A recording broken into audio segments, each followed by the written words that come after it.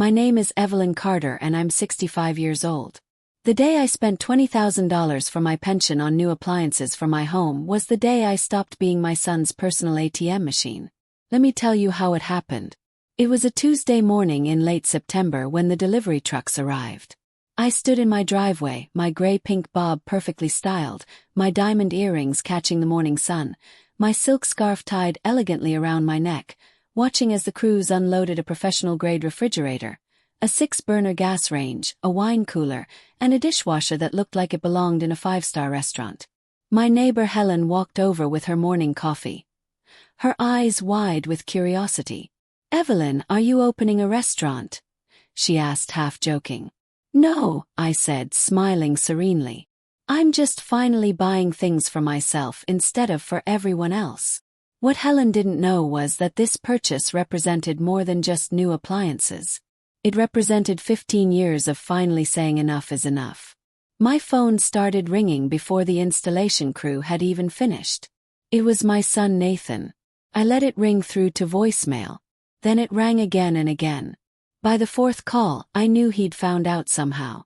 The doorbell rang at 3 p.m. right on schedule. Through my window, I could see Nathan's car in my driveway and both he and his wife Megan getting out, their faces twisted with what I'd come to recognize as their "we need money" expression. I took my time answering the door, adjusting my silk scarf in the hallway mirror, touching up my lipstick. If this was going to be a confrontation, I was going to look fabulous for it. "Mom!" Nathan burst out the moment I opened the door. "Have you lost your mind?" "Hello to you too, sweetheart. Would you like to come in?" "Don't sweetheart me right now," he said, pushing past me into my living room. Megan followed, her designer handbag swinging, her expression a mixture of shock and fury. "Do you know what day it is?" Megan demanded. "Tuesday," I replied calmly. "September 24th. A beautiful autumn day. Our mortgage payment is due tomorrow." Nathan's voice rose to a pitch I hadn't heard since he was a teenager, throwing tantrums. $2,800 and you're wasting money on appliances." I walked to my new kitchen, running my hand along the smooth surface of my beautiful new range. "I'm not wasting money, Nathan. I'm spending my money. There's a difference." "Your money." Megan's laugh was sharp and bitter. "Mom, don't you understand? We're about to lose our house. We called you 3 times today. 3 times. And you couldn't pick up because you were what? Shopping for luxury kitchen equipment." I turned to face them, leaning against my gorgeous new refrigerator. "I didn't answer because I knew exactly what you wanted. The same thing you've wanted every month for the past 8 years. Money. We're family," Nathan shouted. "That's what family does. They help each other." "You're absolutely right," I said quietly. "That is what family does. They help each other, not just take from each other. And Nathan's sweetheart, for 15 years I've been helping. For 15 years I've been giving. For 15 years I've been sacrificing my retirement, my dreams, my financial security, so you and Megan could live beyond your means." "That's not fair," Megan said. But her voice had lost some of its edge. "Isn't it? Let me tell you what's in my filing cabinet, Nathan. Every check I've written you, every wire transfer, every emergency loan that was never repaid. Do you want to know how much?"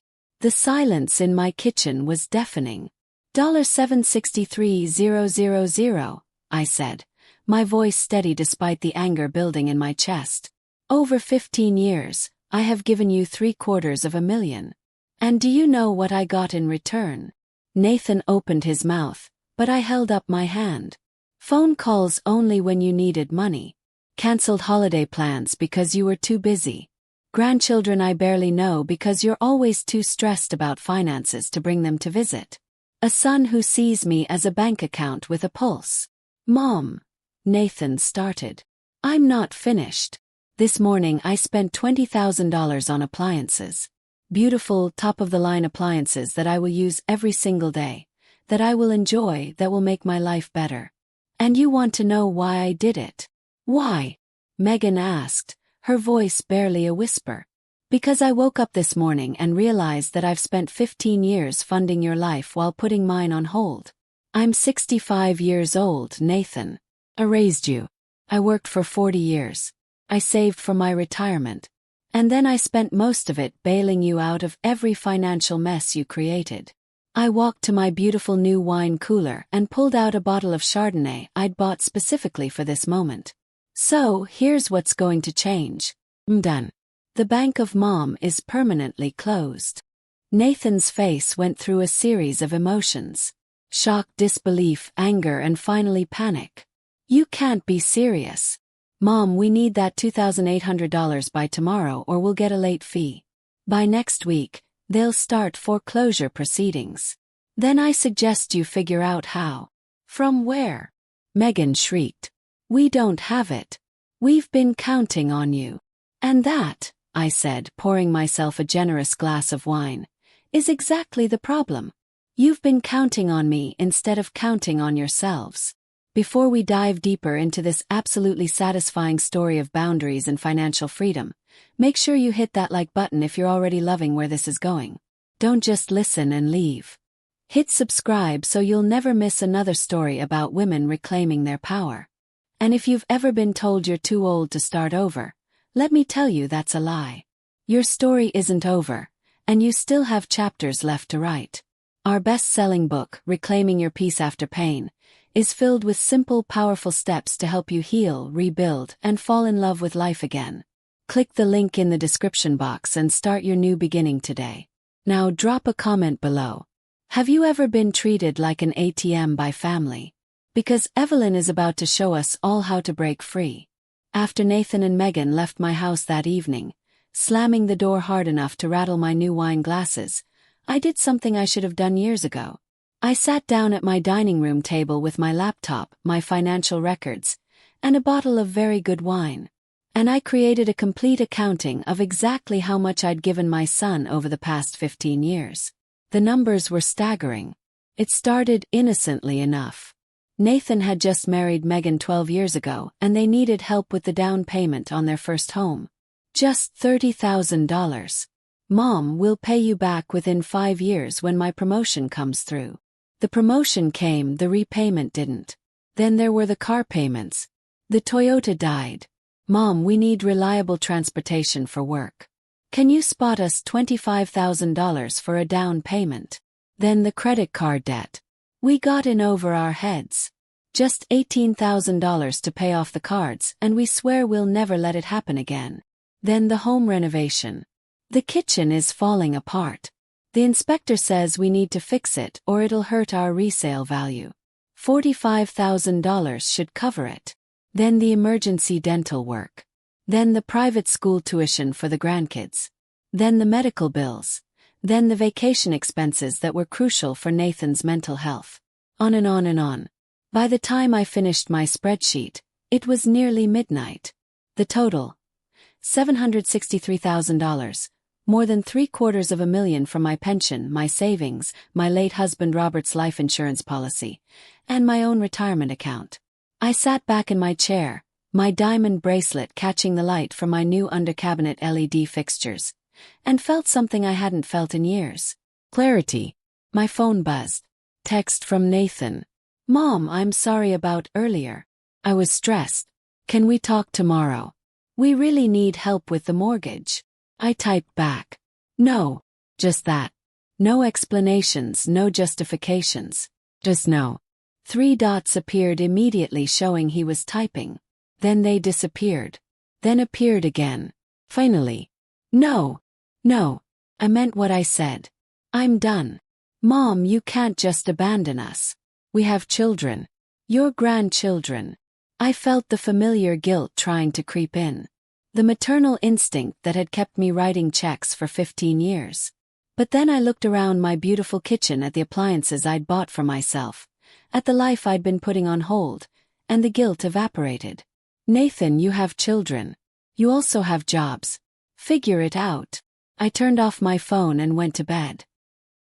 The next morning I woke up to 17 missed calls and 23 text messages. I deleted them all without reading them and called my financial advisor, Janet, instead. Evelyn, how are you? I'm wonderful, Janet. I need to make some changes to my accounts. Over the next 2 hours, I restructured everything. I removed Nathan as the beneficiary from several accounts and replaced him with my niece Grace, who had always treated me with genuine love and respect. I set up automatic transfers to a new account that Nathan couldn't access. I changed the passwords on all my banking apps. And I did one more thing. Janet, I want to buy a condo. Something in Florida, something nice. Beach view. I've been looking online and I found a beautiful 2-bedroom in Naples for $450,000. Evelyn, are you sure? That's a significant purchase. I've never been more sure of anything in my life. By the time I hung up with Janet, I had an appointment to view the condo the following week and a pre-approval for a mortgage that would leave me with a comfortable cushion for retirement while finally giving me a place to escape the endless cold winters. My phone rang. Nathan again. This time I answered. Mom, thank God. Listen, we're at the bank. They're saying they can take a partial payment today to stop the late fee. We need just $1,500. Not the full amount. Just $1,500 to buy us time. No, Nathan. Mom, please. $1,500. That's nothing to you. It's not nothing to me. It's $1,500. And more importantly, it's the principle. Every time I give you money, I teach you that you don't have to be responsible for your own finances. This is insane. You're my mother. I am your mother, which is exactly why I'm saying no, because I love you too much to keep enabling you. I hung up before he could respond. That afternoon, I went to my salon and had my gray-pink hair restyled into a sharper bob. I went to my favorite jewelry store and bought myself a pair of sapphire earrings that I'd been admiring for months. I went to an expensive restaurant and had a long leisurely lunch by myself, enjoying every moment. For the first time in 15 years I felt free. 5 days after I bought my appliances, Nathan showed up at my door again. This time he was alone and he looked terrible. His clothes were wrinkled, his hair uncombed, and he had dark circles under his eyes. Mom, can I come in? I stepped aside and let him enter. This time I noticed he wasn't angry.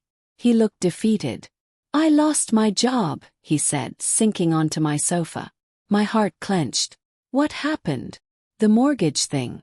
The stress. I haven't been performing well. They let me go yesterday. Despite everything, despite my resolve, I felt the familiar pull of maternal concern. Nathan, I'm sorry. That's awful. And Megan is furious with me. With you, with everything. She says if we lose the house, she's leaving and taking the kids.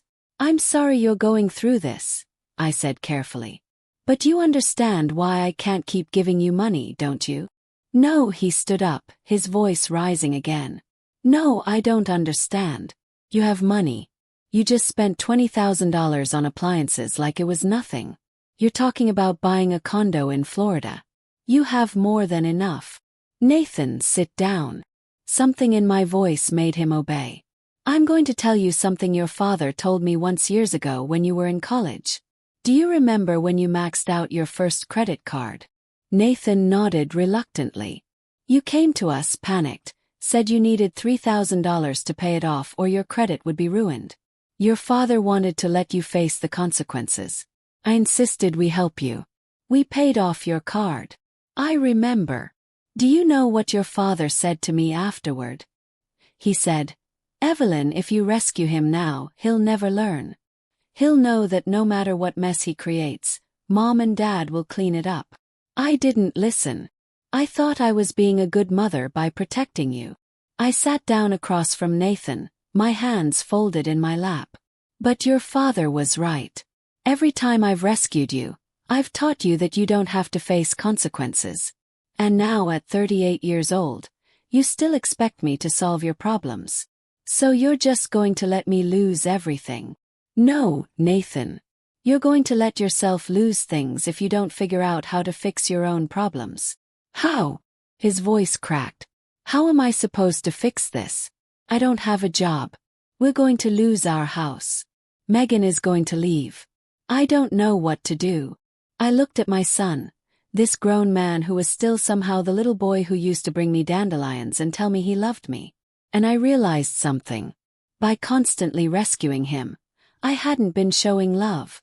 I'd been showing him that I didn't believe he was capable of solving his own problems.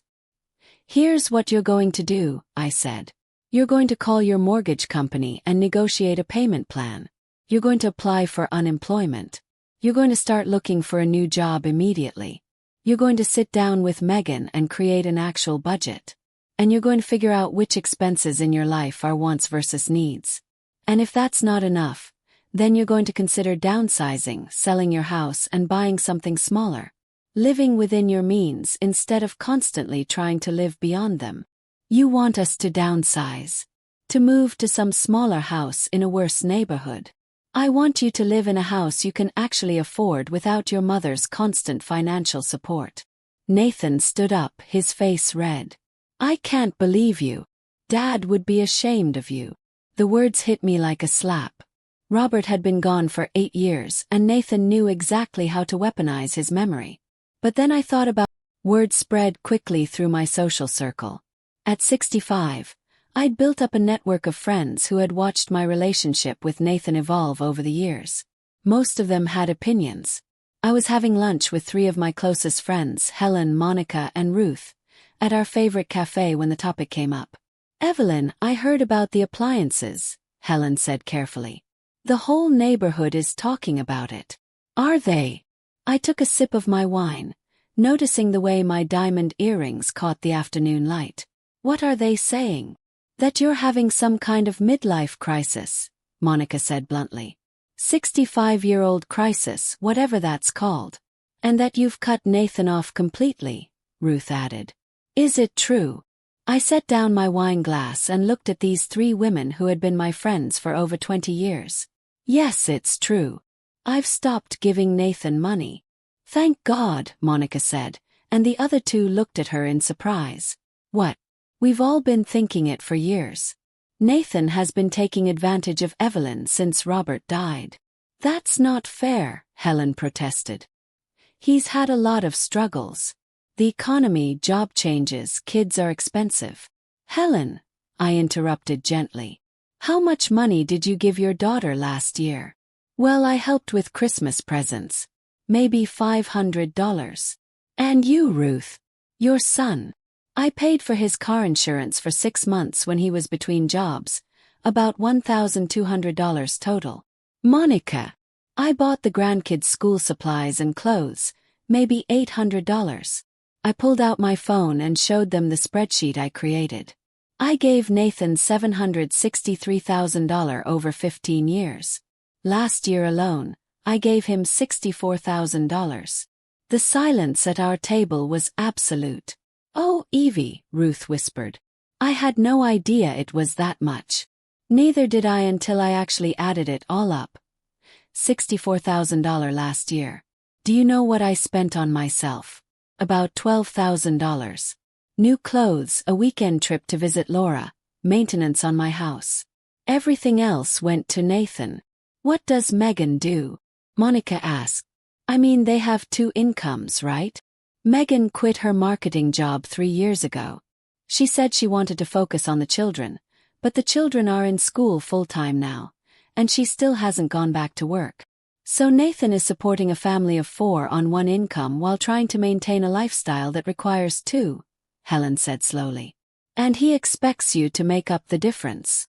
"Expected," I corrected. Past tense. Not anymore. Over the next hour I told them everything. The $20,000 appliances, Nathan showing up angry, the 17 missed calls, his job loss, the threats from Megan. "You know what the worst part is?" I said as we ordered dessert. "I feel guilty. Even though I know I'm doing the right thing, even though I know I've given more than any reasonable parent should give, I still feel guilty." "That's because you're a good mother," Ruth said. "But Evie, being a good mother doesn't mean sacrificing your entire retirement." That evening Helen called me. "Evie, I need to apologize. When I first heard about the appliances, I thought maybe you were being harsh. But after lunch today, after seeing those numbers, I think Nathan and Megan have been taking advantage of you for years. Thank you, I said quietly.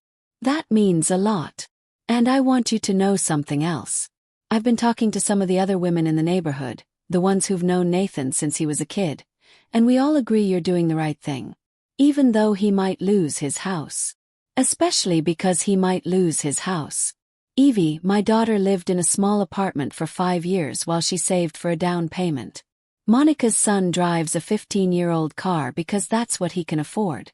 Ruth's kids took out student loans and worked through college. That's what responsible adults do. After I hung up, I thought about Helen's words. She was right.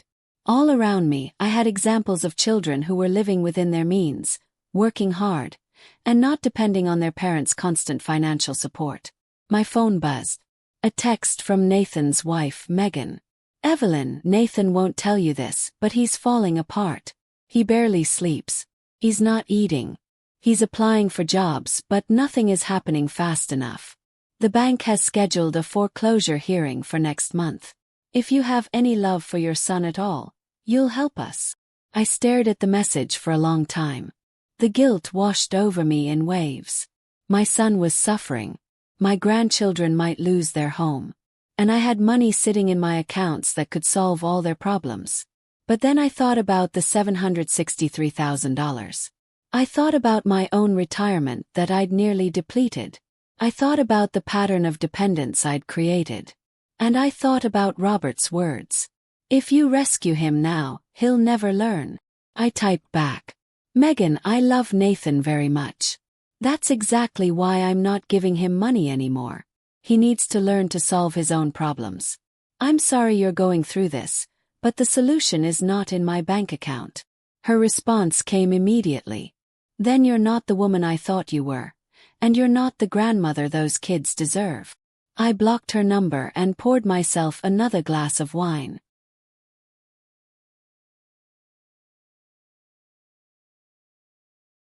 Two weeks after I bought the appliances, things got worse before they got better.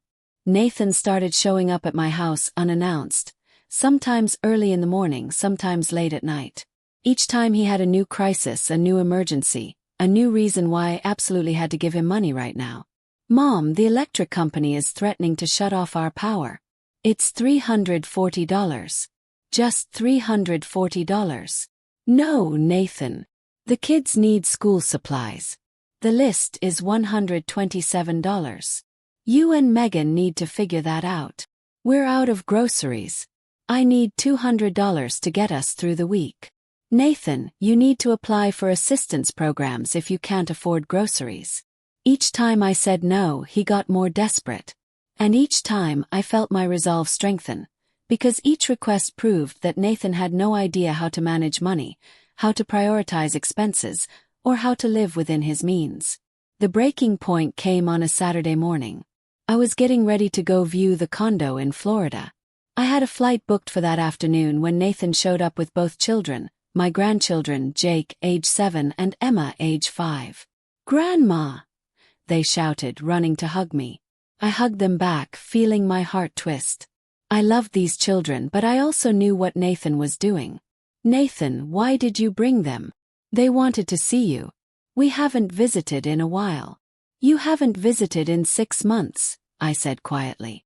Not since I stopped giving you money. That's not fair, Mom. We've been busy. Nathan, don't lie. You're here because you think if you bring the children, I'll be more likely to give you money. Jake looked up at me with confused eyes. Daddy says we might have to move away. My heart clenched. Is that right? He says we can't afford our house anymore and it's Grandma's fault. I knelt down so I was at Jake's eye level, my silk scarf brushing against his shoulder. Jake, sweetheart, do you know what a budget is? He shook his head. It means you only spend money on things you can afford. Your daddy and mommy bought a house that costs more money than daddy makes at his job. That's not Grandma's fault. That's a choice they made. But Daddy says you have lots of money and you won't share. I looked up at Nathan, who had the grace to look ashamed. Nathan, using your children to manipulate me is the lowest thing you've done yet. I'm not manipulating. Get out. Take the children and leave. Mom. Now. After they left, I sat in my living room and cried for the first time since this whole thing started.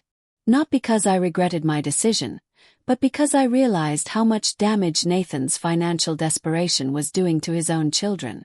They were learning that grandma was a bad person for not giving them money. They were learning that financial problems were always someone else's responsibility. I called my niece Grace. Aunt Evie, I was just thinking about you. Are you still coming to Florida? I don't know. Something happened. I told her about Nathan bringing the children, about Jake's words, about the guilt that was threatening to overwhelm me. Aunt Evie listened to me. You are not responsible for Nathan's choices. You are not responsible for fixing his marriage. You are not responsible for maintaining a lifestyle he can't afford. But the children will be fine. They'll adapt. Kids are resilient. But if you give in now, you're teaching them the same lesson Nathan learned. That grandma will always fix everything. Grace was 32, a successful attorney, and had bought her first home last year without any help from her parents or from me. She was everything I wished Nathan would be. You're right, I said, wiping my tears. You're absolutely right. Now get on that plane and go look at your condo. Send me pictures. And Aunt Evie. Yes. I'm really proud of you. The condo in Florida was perfect. 2 bedrooms, 2 bathrooms, floor-to-ceiling windows overlooking the Gulf of Mexico, a community with a pool, a fitness center, and a social club for active adults. The kind of place I could see myself spending winters, escaping the cold, finally living.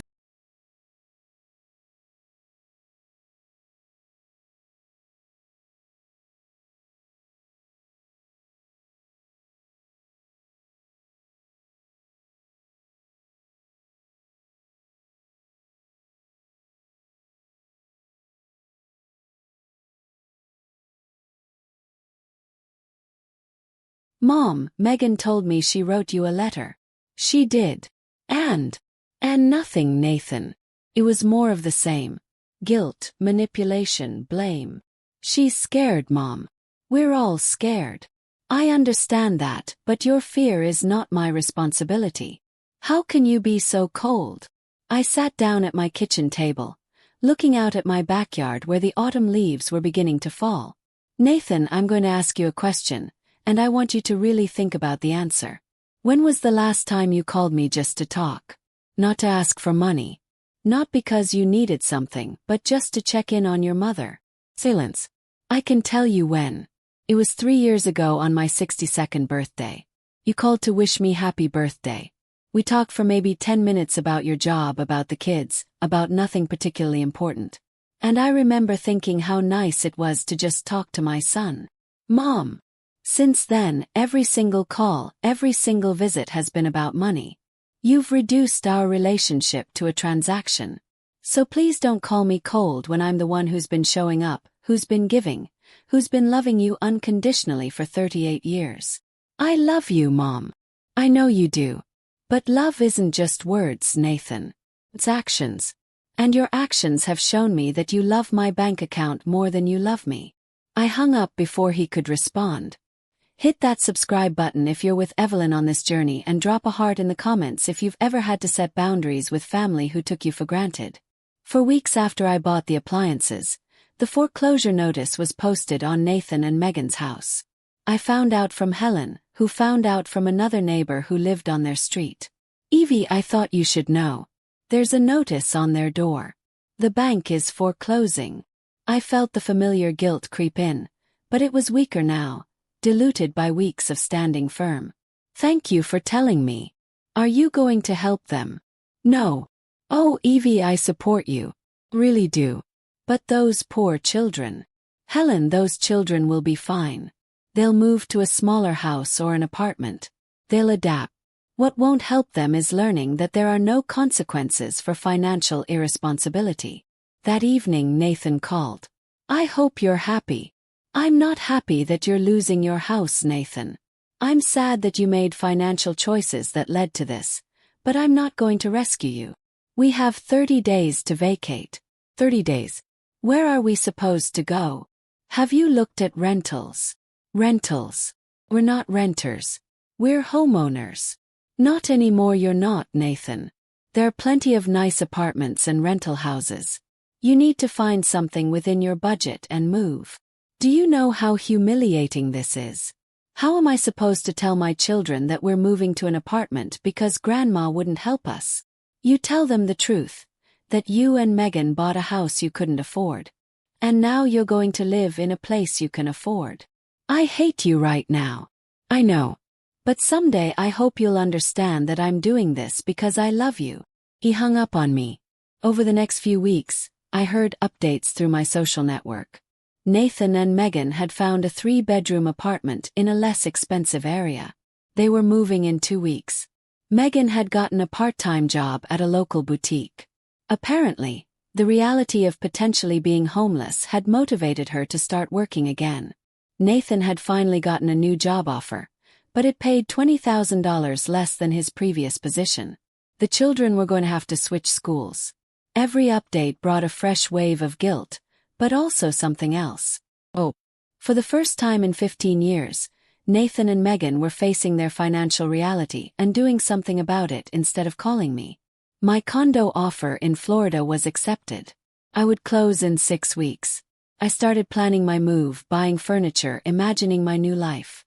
Winters in Florida, summers in my hometown, finally traveling, finally pursuing hobbies I'd set aside. Finally living the retirement I'd been saving for before I started funding Nathan's life.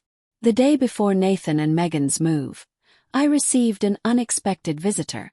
It was Megan. She stood on my porch looking nothing like the polished woman who usually showed up demanding money. Her hair was in a messy ponytail. She wore no makeup and her clothes were wrinkled. "Can I come in?" I stepped aside and let her in. We sat in my living room in uncomfortable silence for a moment before she spoke. "I owe you an apology. This was unexpected. When I married Nathan, I knew his mother had money. My mother told me that was a good thing, that it meant security. And over the years I got used to calling you whenever we had a problem. Became automatic. Problem equals call Evelyn." She twisted her hands in her lap. "I never stopped to think about what that was doing to you or to Nathan or to us." "What changed?" "Yes. Everything. Losing the house. Having to actually face our financial situation. Getting a job again. I've been working at the boutique for 2 weeks now. And you know what? I forgot how good it feels to earn your own money." "I'm glad," I said, and I meant it. "Nathan is still angry with you. He doesn't want me to be here, but I needed to tell you that you were right. We were living beyond our means and expecting you to fund our lifestyle. That wasn't fair. Thank you for saying that. Can I ask you something?" "Of course. The apartment we're moving into tomorrow, it costs $1,800 a month. Nathan's new job pays him $5,200 a month after taxes. My job at the boutique brings in another $1,400 a month. That gives us $6,600 total minus $1,800 for rent, leaving $4,800 for everything else." She pulled out a piece of paper covered in numbers. "I've been working on a budget. Really working on it. Not just guessing like we used to. Food costs about $800 a month. Utilities are about $300. Car insurance is $200. Gas is $250. That leaves us $3,250 for everything else. Kids' activities, clothes, savings, emergencies." I looked at the budget, impressed despite myself. "This is good, Megan. Is it enough? Can we actually live on this?" "Millions of families live on less," I said. "But it will require discipline. No impulse purchases. No keeping up with your friends. No expensive vacations or designer clothes." "I can do that," she said firmly. "I have to do that." After Megan left, I called Laura. She actually apologized. She did. And she showed me a budget she'd worked out. She's actually trying. "Laura, what about Nathan?" "Still angry. Still not speaking to me except to say hateful things.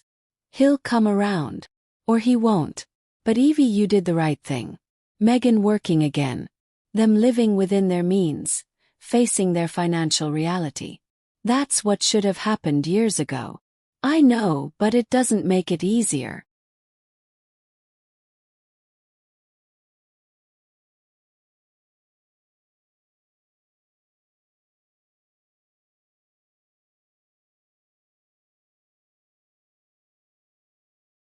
Six months after I bought the appliances, I was sitting on my balcony in Florida, watching the sunset over the Gulf of Mexico, sipping wine from my favorite glass and finally feeling at peace. My condo was everything I'd hoped for, beautifully decorated, filled with things I'd bought for myself without guilt. My bedroom had a view of the ocean. My kitchen, with its transferred appliances from my old house plus new Florida-appropriate additions, was a chef's dream. I made friends in my building. Every morning I went to the fitness center. Every afternoon I walked on the beach. Twice a week I took a watercolor painting class. On Fridays I joined a book club. For the first time in 15 years I was living for myself. Grace visited me for a long weekend. Aunt Evie, this place is incredible. Thank you, sweetheart. I'm really happy here. Have you heard from Nathan? Not directly, but Megan texts me occasionally with updates. They're managing. Nathan got a small raise. She's working full-time now at the boutique and was just promoted to assistant manager. The kids have adjusted to their new school. And how do you feel about that? Thought about it. Relieved. Sad that Nathan and I aren't speaking, but relieved that they're finally taking responsibility for their lives. Do you regret what you did? Not for a second. That night, Grace and I had dinner at a beachfront restaurant. As we were finishing our meal, my phone rang. It was a number I didn't recognize. Hello, Grandma. It was Jake's voice. My heart squeezed. Jake, sweetheart, how are you? I'm good. I'm calling from Mom's phone. She said I could call you. I'm so glad. I've missed you. I missed you too. Grandma, I wanted to tell you something. What's that?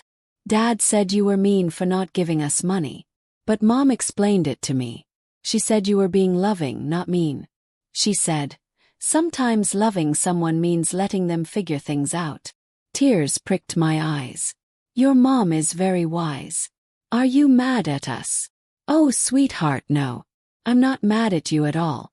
I love you and Emma so much. Can we come visit you sometime? Mom says you live at the beach now.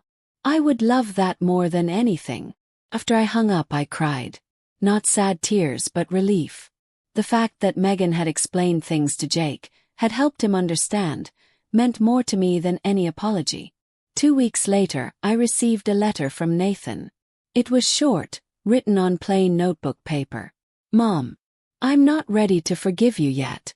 Maybe I never will be. But Megan made me read a book about financial responsibility. And there was a chapter about enabling versus helping. I think I'm starting to understand what you were trying to do. I'm not there yet, but I'm starting to understand. Nathan. It wasn't an apology.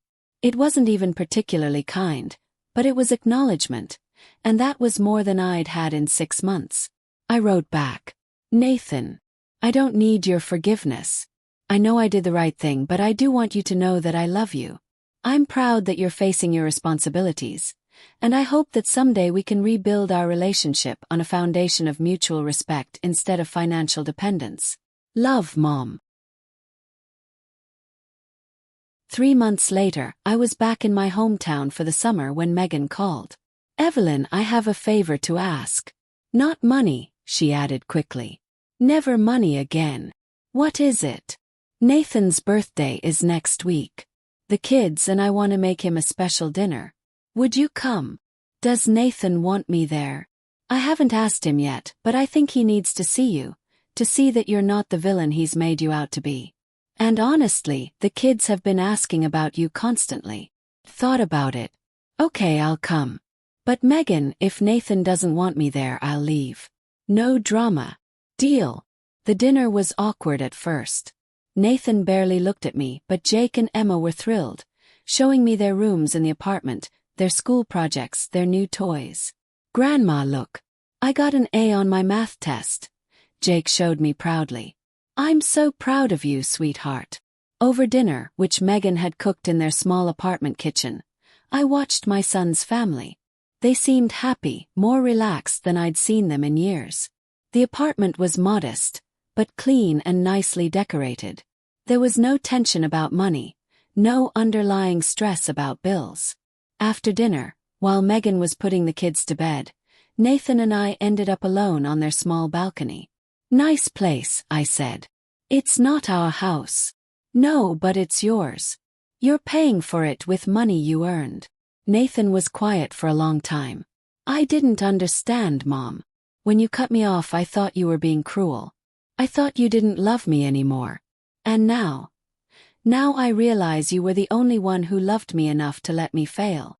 I felt tears well up. Nathan, I'm not ready to have everything be okay between us. I'm still working through a lot of anger, a lot of resentment. But Mom, thank you. For stopping. For forcing me to grow up. It wasn't forgiveness. It wasn't even full reconciliation. But it was a start. The right thing rarely is easy. 1 year after I bought the appliances, I threw myself a party. Not a birthday party or a holiday party, a 1-year anniversary of my liberation party. I invited Laura, Grace, Helen, Monica, Ruth, and a dozen other friends. I held it at my Florida condo, catered by a local restaurant with champagne and wine and all my favorite foods. A toast, Laura said, raising her glass. To my sister who finally learned to put herself first. To Evelyn, Grace added, who taught me that being a good mother doesn't mean sacrificing everything. To Evelyn, Helen said, who showed all of us that it's never too late to set boundaries. As everyone drank and laughed and celebrated, I looked around at my beautiful condo, at my real friends, at the life I'd built for myself. My phone buzzed. Text from Megan. Hi, Evelyn. Just wanted to let you know we paid off our last credit card today. We're completely debt-free except for my car loan. Feels amazing. Nathan wanted me to tell you even though he won't say it himself yet. Thank you. I showed the text to Laura. How does it feel? She asked. What? Being right. Knowing that your tough love actually worked. Thought about it. It feels good. But you know what feels better? This. I gestured around at my beautiful home, my friends, my life.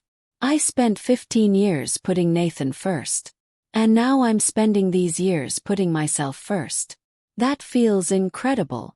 Are you and Nathan going to fully reconcile? I don't know. Maybe not. But I've learned something important. I can love my son without enabling him. I can want the best for him without sacrificing myself. And most importantly, I can be a good mother while also being a whole person. Later that night, after everyone had left, I stood on my balcony watching the moonlight on the water. My phone rang. Nathan. Mom. Hi, sweetheart. Megan told you about the credit cards. She did. I'm so proud of you. Yeah, well, it turns out when you're not counting on someone else to bail you out, you figure things out pretty quickly. Smiled. It does work that way. Mom, I'm calling because I want to invite you to Emma's dance recital next month. If you want to come. No pressure. I would love to come. And Mom. Yes. I'm sorry. For everything. For taking advantage of you, for treating you like an ATM, for saying horrible things when you cut me off. You were right about all of it. I felt tears stream down my face. Thank you, Nathan. That means everything. I love you, Mom. I love you too, sweetheart.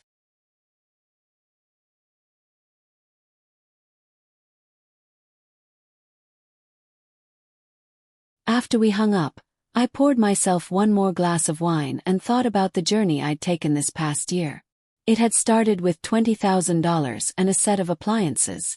But it had become so much more than that. It had become about reclaiming my life, establishing my worth, and teaching my son the most important lesson of his life. That love doesn't mean enabling. That help doesn't mean rescue. And that sometimes the greatest gift a mother can give her child is the opportunity to stand on their own. I was 66 years old. I had a beautiful home in Florida. I had real friendships based on mutual respect rather than financial dependence. I had hobbies and interests and dreams I was finally pursuing. And I had a son who was learning, slowly but surely, how to be a responsible adult. Most importantly, I had myself back. And that, I realized, was worth more than $763,000. That was worth everything. 3 years later, Nathan stood in my Florida kitchen, now fully stocked with even more impressive appliances than the ones that had started this whole journey. "Mom, this place is incredible. You've really built something here." "Thank you, sweetheart." He ran his hand along the marble countertop. "I was thinking about those appliances you bought. The ones that started everything. What about them? I was so angry that day.